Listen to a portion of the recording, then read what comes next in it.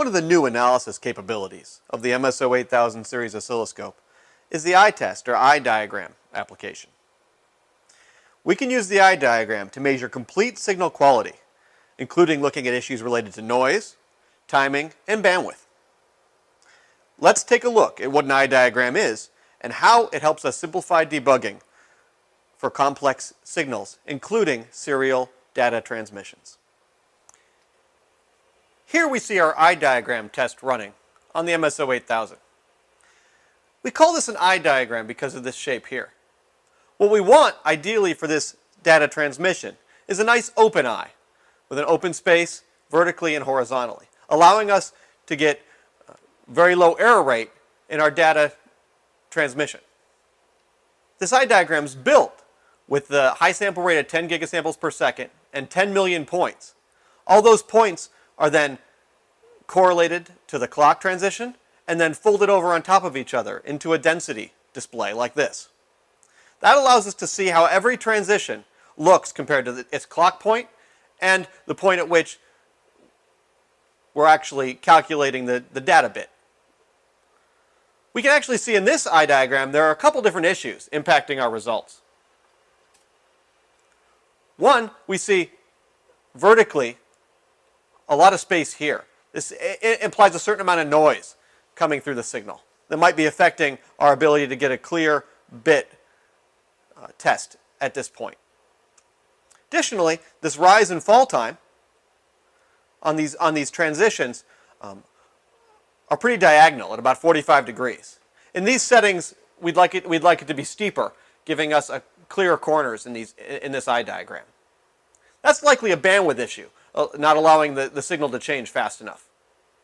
And we have a certain amount of frequency noise causing this to move back and forth, left to right, and causing this distribution here.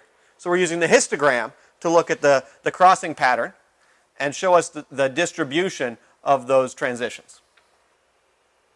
Now that we've identified the issues in this eye diagram, we went ahead and started to debug the problem.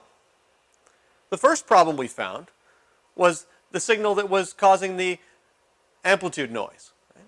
So we've been able to remove that, isolate that crosstalk, get rid of it, and reduce our noise on all of these signals. So now we can see how these signals are separated, the top layers, and we're starting to open the eye a little bit. Now we can clearly see that there's a bandwidth issue, keeping these signals from rising all the way to the top and falling all the way to the bottom transition levels. We still see a little bit of frequency noise, but clearing up the amplitude noise has helped us a lot. Now let's see if we can solve that bandwidth problem. After making some changes to our transmitter design as well as our cabling, we've been able to considerably increase that bandwidth. We now see with the same settings, the slope is much faster on both the rising and falling edges, giving us a much more open eye area. Combination of removing the noise, improving the bandwidth, has also really limited the total frequency and jitter noise as well. Now we have a nice open eye that allows us to go ahead and push our throughput by increasing our data rate if we need to really maximize the effectiveness of this serial data transmission.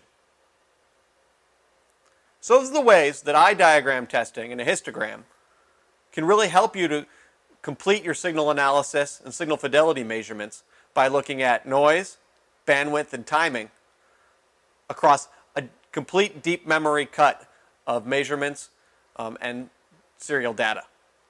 By overlaying that data from the deep memory into a density plot for easy visualization, the MSO8000 makes eye diagram testing easy.